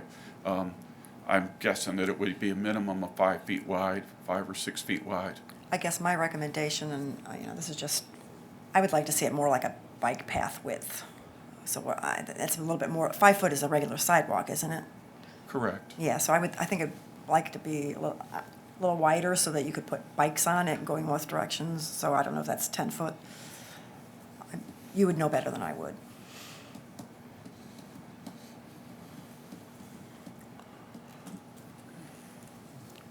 Anything else? Mr. Chairman, Mr. Varga? it's an interesting plan. I guess the leverage or the thing that would sell it in my mind is what happens with all that land in front. I mean, it's fine, I understand it becomes common space, but the question becomes, is there any development to that? Is there facilities that people would use in common? You know, gazebos, benches, I don't know, whatever would seem appropriate relative to your development, but that's a lot of land. What, if it's going to be landscaped, is it, what the development of that becomes essential is the leverage to do what you're doing, I think, and how it relates now to that stream bed. You'd want to take advantage of whatever you do, however you develop that with relating to the stream bed. So to me, it's that common space design is as important as the subdivision design in order to go to RVG. I mean, that's the that's the thing that makes it work is the nature of the common space and the fact that it's of value to these properties. So as a starting point, I think this is some kind of interesting, but the design to the common space and how you deal with the stream bed, and how you create some additional design value to that space, I think becomes, important to the acceptance of the entire idea here. I would agree in this case. Again, this would be deed restricted property, and it would be, I don't know if this one is large enough to do a conservation easement on, but it would definitely be deed restricted, and nothing can be built on it down the road or. Yeah. I mean, my concern is that it becomes a useful amenity to the properties. I understand. That it's not just a lawn, that it becomes, in a sense, conceptual to the idea of the entire development. And that you can incorporate the pathway to the park, I think that's all good, but I'd like to see the development of that space as much as the subdivision development. Well, that front area has a propensity to flood. Well, that's Because fine. what happens is where the culvert goes under Jackson Street, it can only take so much water. I understand. So it'll start backing up this way. All I'm saying, this would be passive, somewhat passive development, or some landscaping features or things that would be appropriate for a floodplain, Benches, that would not really be a big issue with a flood condition, so. Okay, Chairman Snow? yes. I would agree with Commissioner Varga as far as the open space being usable amenity of the subdivision. So do you think you have enough to work with? Yes, I do. Okay, I appreciate your comments. okay. Preliminary subdivision of 48 Village Green lots at Lakeshore Highlands. Go far.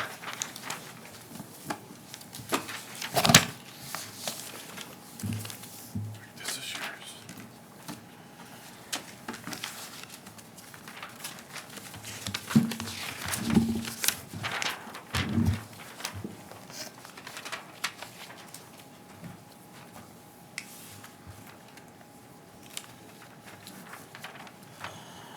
Go ahead. Again, Rick Summers with Summers Real Estate Group.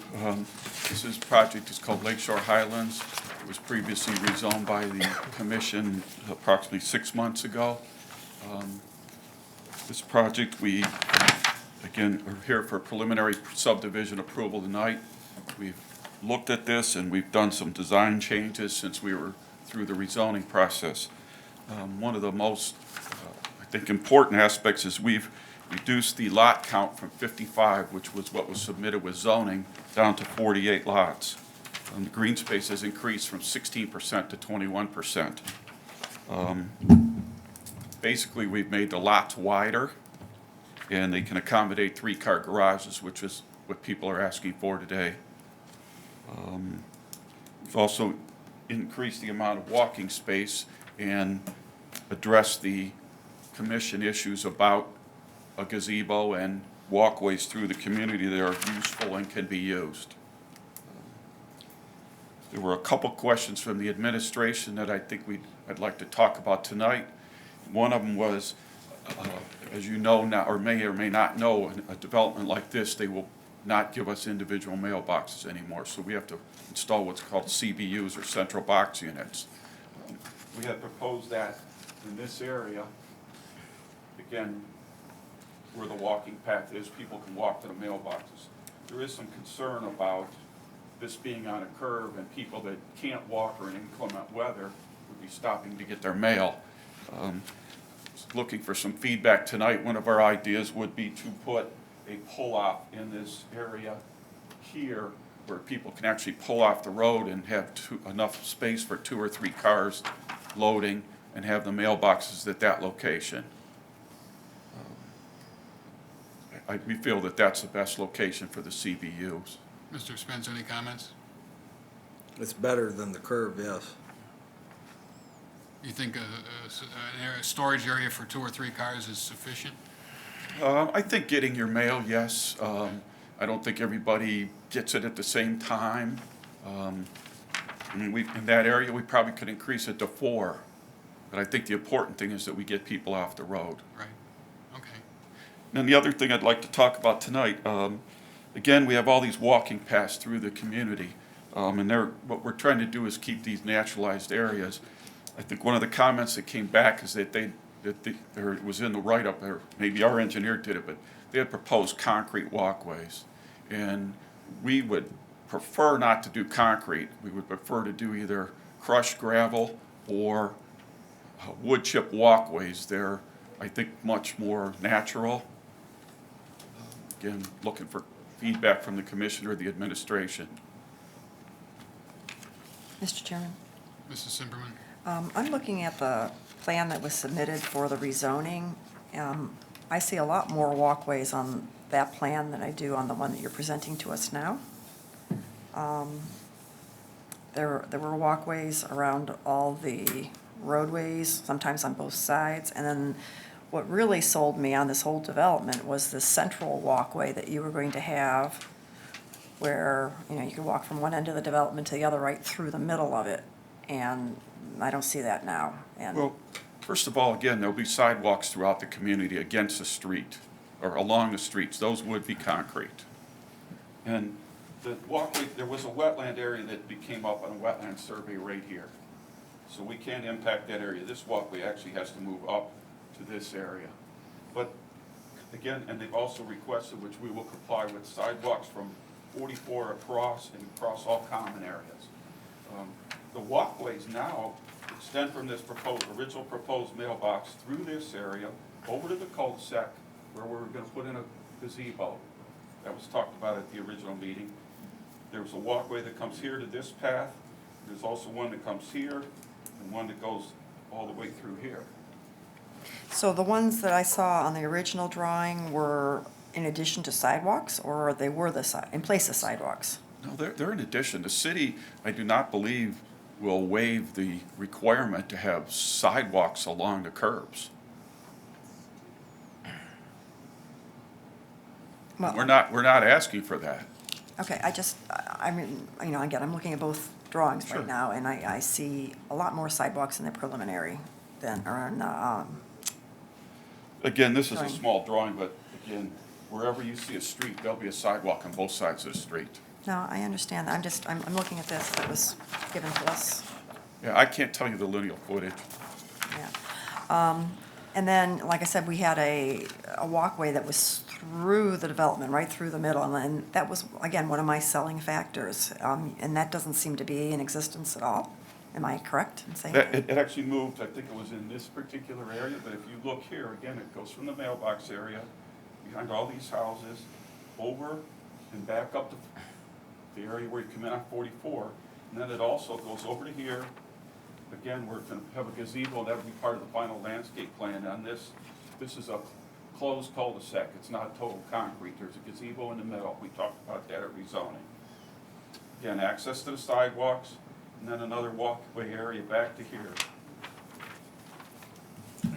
Okay. Anything else, Mrs. Simperman? Not this time. Mr. Valeri? No? Mr. Chairman? Mr. Varga? I'm a little underwhelmed now because I really, and if you remember my comments, I liked the original plan. I commented and congratulated you on trying to do something a little different, and it had some opportunities for some real interesting things. This is much more traditional. Some of the features, you had two different kinds of walkways. Now you have one kind of walkway that you see a dotted line, but I still don't really know what that is. It could be you kind of described it, but the other plan had gazebos, it had benches, it had swings. You showed us pictures. I liked the pictures. I don't know where that stuff happens now in the new plan. You mentioned there was a gazebo someplace. What in the middle of a cul-de-sac? For sure, we were going to put one here. That was on the Okay, original plan, I see. in the center of the cul-de-sac. Well, that's not where the gazebo was in the original plan. Well, It was one next in to the this. center. Again, we still, Okay. I think what I would suggest that when we come in for final, that we'll have a full landscape plan. We could also do a walkway around the entire, this area, this is the storage water storage facility. Yeah. And this is diked, we can put a walkway all around that.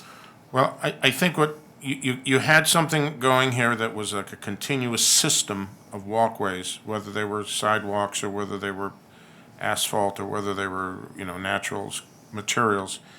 And you had things cutting through and you showed pictures of, like little common spaces where you had these extra amenities, which is, as we talked about the last plan, the justification for going to RVG is to create some of these common spaces as an amenity to the overall plan. So I guess it might be, I'd like to see more of those amenities defined in your plan so that we can see what we're really getting into. You had nice drawings and pictures before. I don't see that now. There's And no, I'm not. no intent to change that. Okay, well, And the- I'm not completely sold on the new plan, and I think I might have the same reaction as our Commissioner, Katie, that it doesn't seem to have the same punch as it had before. I'm not saying you can't get it, but I'd like to see more detail in those amenity areas to sell this as an overall concept.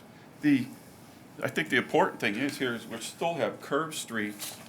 If you go through this subdivision and drive this subdivision when completed, there's only one house that you're gonna see the backyard, the back. No, I'm fine, I got that. I'm just saying, I'm talking about the amenities in the common spaces. That's kind of the selling point, that's the leverage to go from R4 to RVG, is to provide this amenity, and that allows you then to deal with, difficult sites. But that common space now becomes an amenity. I saw the amenity before, I understood it, but based on your presentation, what you had, I don't quite understand it here yet. I don't see it, this presentation is not at all as in-depth as your previous presentation for this scheme. So I'd like to be convinced that you're creating those amenities here and that quality of environment is going to exist in this changed plan. At final, we'll have a landscape plan and a detail on locations of benches, Amenities, yeah. gazebos. However that works.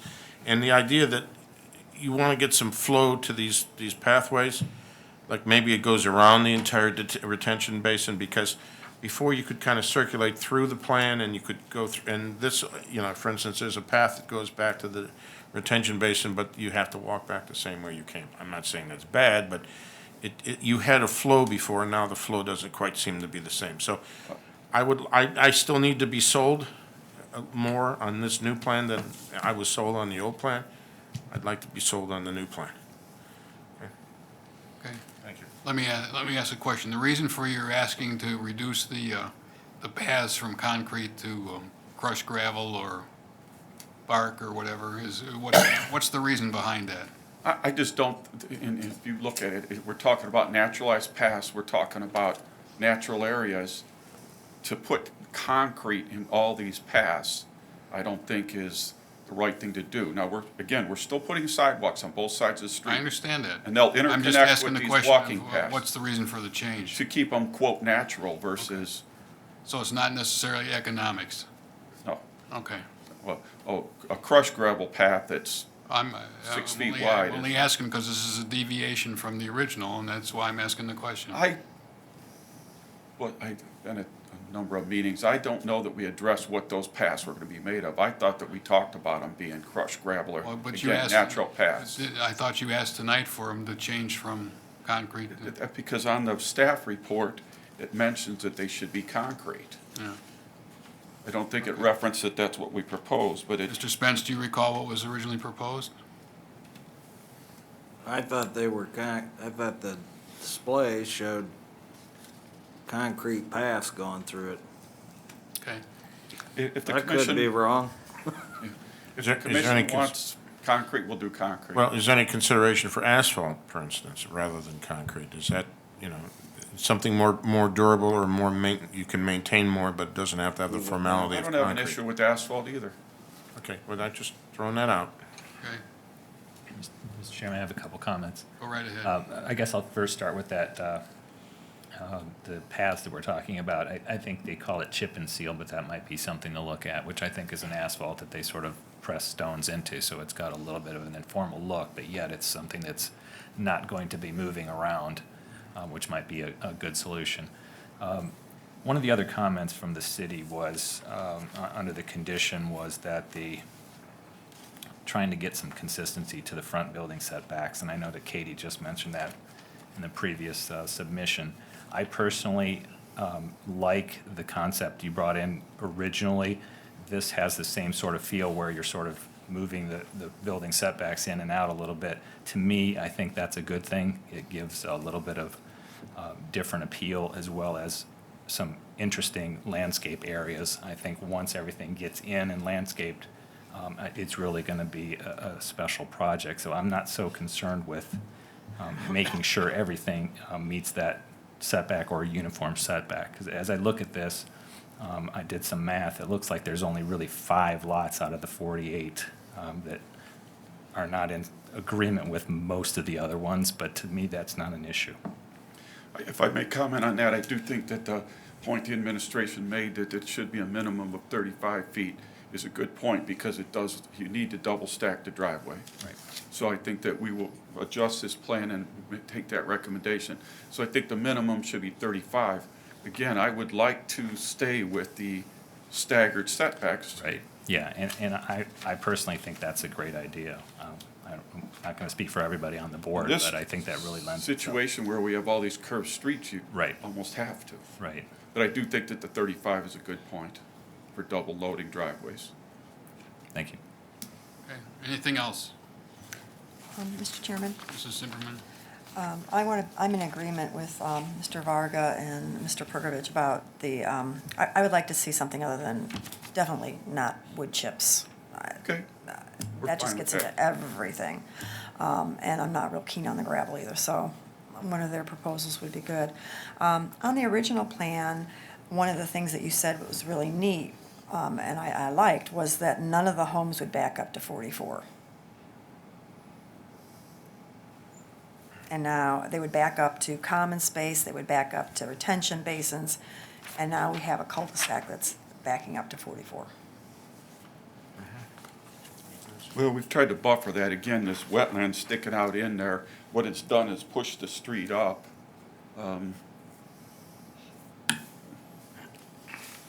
Again, we put a landscape area in there along 44 that would be some type of evergreen trees that, and again, they were marked green, so they're green all year long.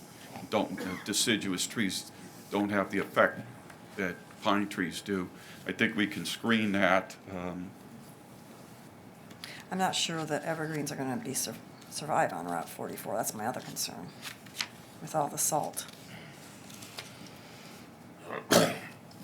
Anyway, again, that's a disappointment to me, because that was another selling factor, is that you would be backing up to other homes, and you wouldn't be having to have any homes on on 44, so. Oh, and then the last thing, with the staff report, they were talking about some of the different sublots and changing orientation of the buildings on the sublots to be more at right angles. I think that that referred to lot lines, and again, the cul-de-sac right here, and we're prepared, there were some irregular lot lines on these lots that we're prepared to change. Yeah, you're gonna go about That would to, be okay, addressed for sure. okay, thank you. Okay, anything else? What's the pleasure of the commission?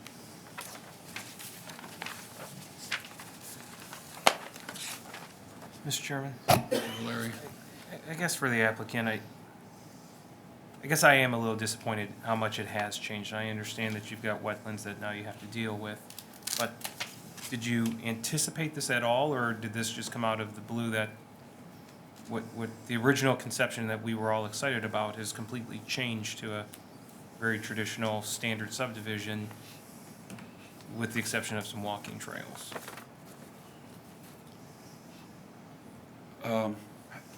I don't, unfortunately, Rick, can I see your rezoning one there?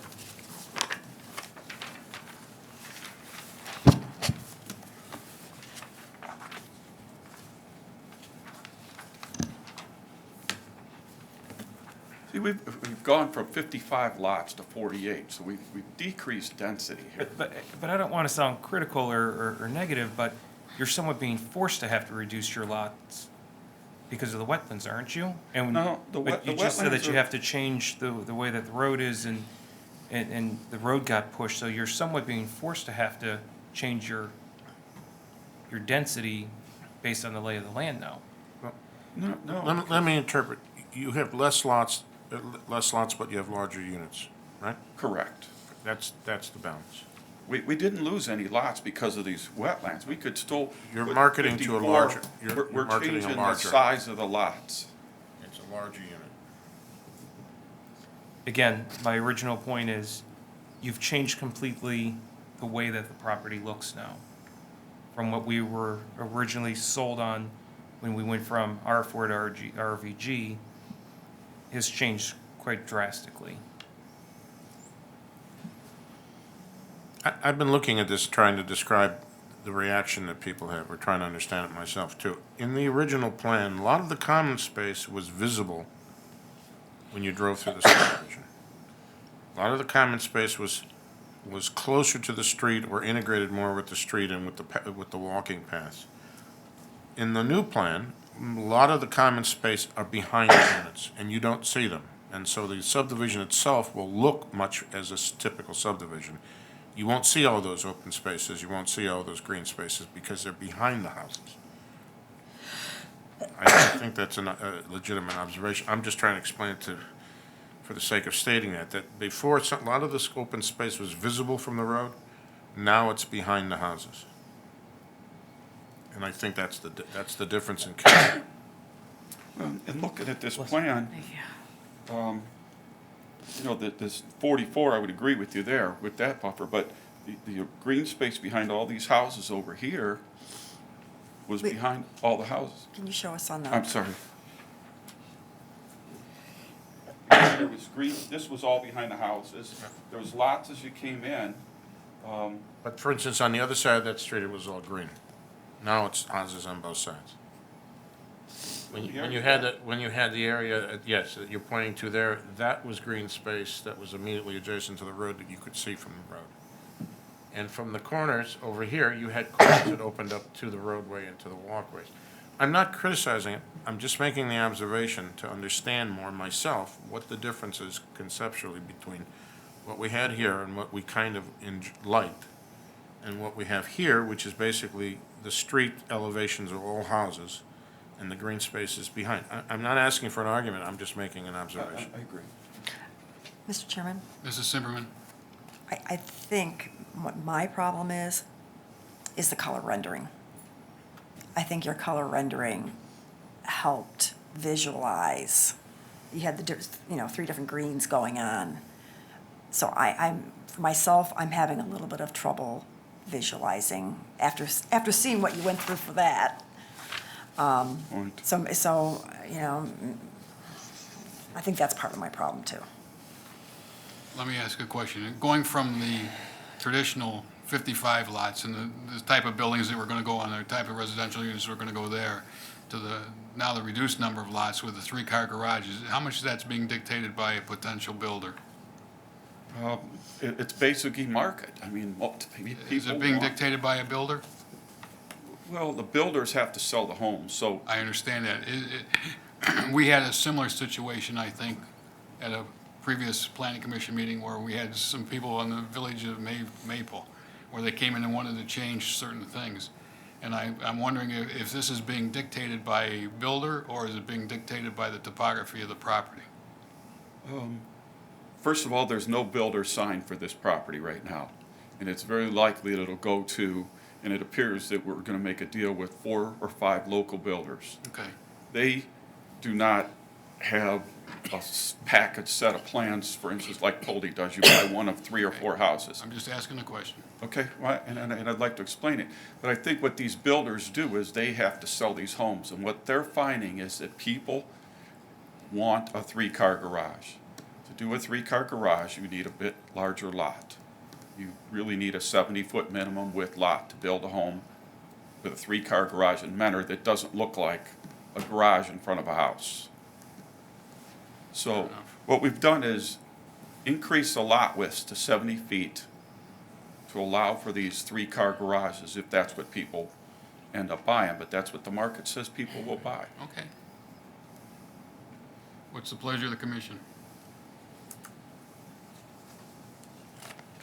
Well, let me ask a question of the commission and of the applicant. If we tabled this till next meeting, and you could present this design with a little more explanation, maybe like the color renderings or as much information as you had given us on the previous plan? I don't want to throw, I think that'd be a good idea. You see where I'm getting, and then we could be sold more on this plan, and you could emphasize the nature of it better than just looking at this plan as it is now, because I don't think it's communicating. So if we tabled it, you came back at next month and did the same kind of presentation you did on the first plan. I think that's a good idea. Is that a motion? That's a motion if Or a second? everyone accepts it. Mr. Chairman? I don't know if you have time between now and the next meeting, but you could maybe address some of those lot line issues. That would, I think we can have that addressed, and I think I appreciate and you're right, when you look at this and this, the green really works well, and I will look at the comments that were addressed by the administration. I appreciate your feedback. Is that a second, Mrs. Zimmerman? It is. Ms. Moritz? This is a motion to table? Yes. Yes. Mr. Perkovic? Yes. Mr. Sidoti? Yes. Mr. Valeri? Yes. Mr. Varga? Yes. Mrs. Simperman? Yes, Mr. Snow? Yes. thank you. Item 16, final site plan architecture review of warehouse building at 5959 Pine Cone.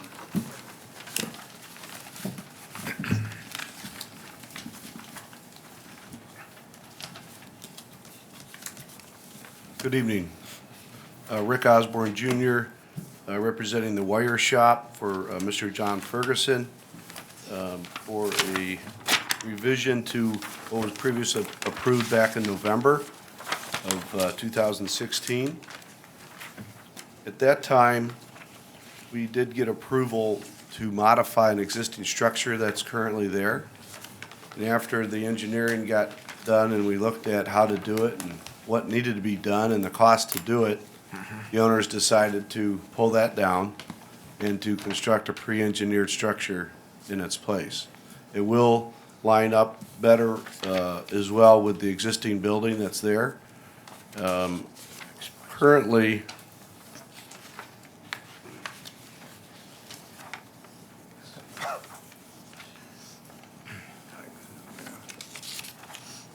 zoom in a little bit. The existing structure is approximately right here, adjacent to the recycle center here. And just to give you an idea of where it actually sits on the property, also adjacent to it is a mini storage facility, and Crestcore's building is right back here, which actually has a large array of solar panels in this big open field. This just shows a picture of the inside of the existing structure that will be removed. And more, I wanted to show this more or less to show you the color of the masonry that the existing building is what we plan on using for the masonry along the front and the side of this new pre-engineered structure.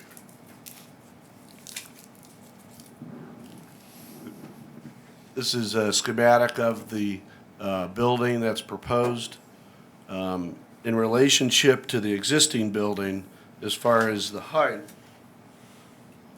you do have a lot more similarities to the existing height, which is about 22 feet to the corner there, and this structure will abut to it and again have masonry along the front and the side of it. The finished materials will match our existing building, as I mentioned, and previously we got approved the cork tan, which is similar to this one, which is like a dark brown. This is cork tan. And then the siding, which was asked for by the commission, was to mirror the bronze color of the other design that's on the existing building, and that's what I have here as well. So that would be the dark bronze color around the top. And the roof you won't really see, so that's a standard roof design, and usually that's like in a aluminum color type of roof material. He does show a few windows around in the front here, just to give it some light inside, and that would be used, or that would also be framed in with bronze material. So with that, we're looking for architectural approval on this, and then we can start with the removal of the existing structure and getting the building permit to put this up. Thank you. Any comment, Mr. Spence? Nope. Commissioners? Mr. Chairman. Mr. Valeri? I guess the only comment that I have is condition to make sure that the split face is going to be integral colored block and not painted. Correct, yes. That's all. Thank you. Mr. Chairman. Mrs. Simperman? Mr. Osborne, do you remember our little disagreement when you brought in the first set of prints and we were talking about the 50% block? Correct. And I said it should be 50% of the side, and then you said, well, the roof is really part of the side. Well, now it's not. And we are This going. rendering that you're showing us right here, Yeah. that's not just, looks like it's almost, it's at least 50%, if not 60%, it looks like block in the rendering, but you have on your drawing only 8 feet out of 22. Yeah, I think it's 22 to the eave, and it will be 50%. I'm not exactly sure of what that corner height is, but whether it's 8 or 10 feet, we will make sure it is 50%. It's a minimum of 50%. Correct. Okay. Yes.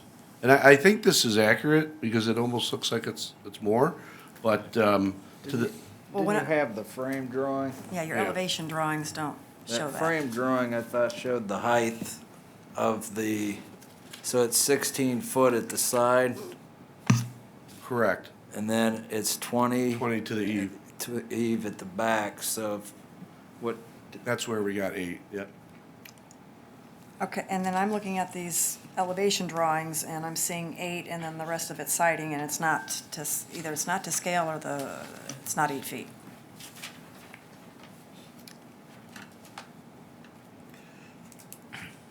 I think it might be just an illusion of that because of the height of that eave, but we are all intent in doing that, yes. Okay, so you're in agreement, we can put that as a condition, that it'll be 50% on the east and north elevations. That still leaves the west elevation. And I want the illusion to be 50, more than 50%. Yeah, not the illusion, yes. it Not needs the to- illusion. Those are islands in Africa, Alaska, aren't they? The illusion islands. And I don't know what the commission's feelings are about the west elevation. Considering we had a previous person wanting to do that. Should be all the way around. Mr. Chairman? Mr. Varga? I'm looking at this, your site plan, and it shows, I think it shows, that the building it will be at least 10 feet off the property line, which seems to be my hang-up today. But that's a good thing, because before, the building was too close to the property line, I think, for certain. Yes, building there was a codes. fire rating issue that we Right. were running into, and So I think you've done that. Yes, Though I correct. look at the plan, the detailed plan, entry-level floor plan, and it looks like the building doesn't line up.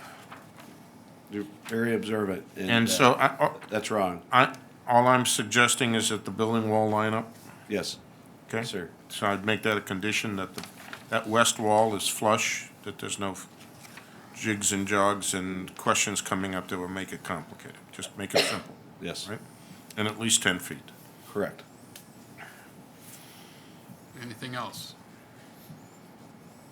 I'll entertain a motion. Mr. Chairman, Mrs. Simperman? did you hear Mr. Snow's comment about it being masonry around 3 sides? I did. I didn't know if that was a stipulation or if that's something It could that be the conditioned. commission would Design like. guidelines call for a minimum of 50%. Correct. So that's what I think we need to do.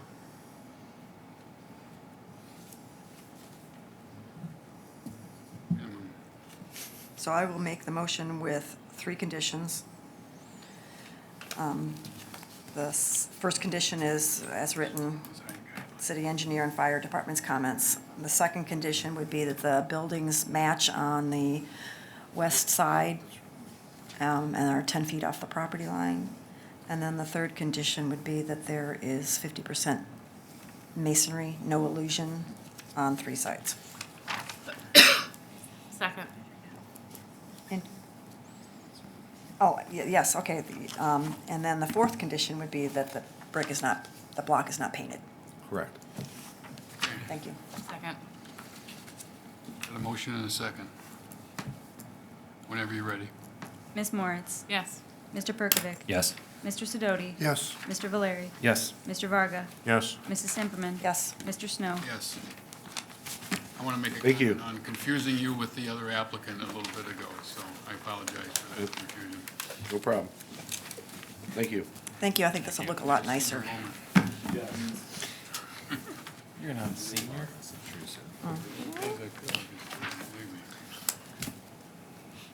Anything else, Mr. Spence, Director's Report? Oh, he has it. Oh, here we go.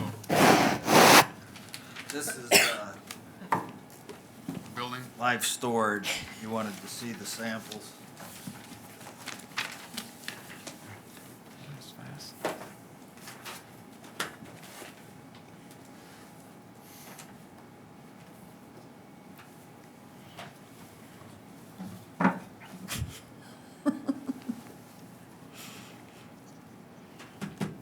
That is the, Hold on a second. Mr. Zeman's trying to do something here for you.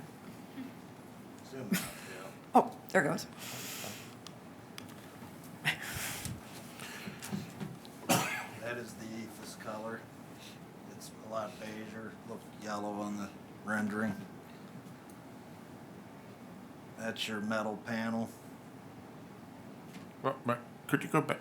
The metal panel looks blue up there. What's that color? No, it's not this, It's, this. No, it's the panel above this section here. He says Yeah. it matches the bottom. The top portion there, or that's the roof, I don't know. This is the roof.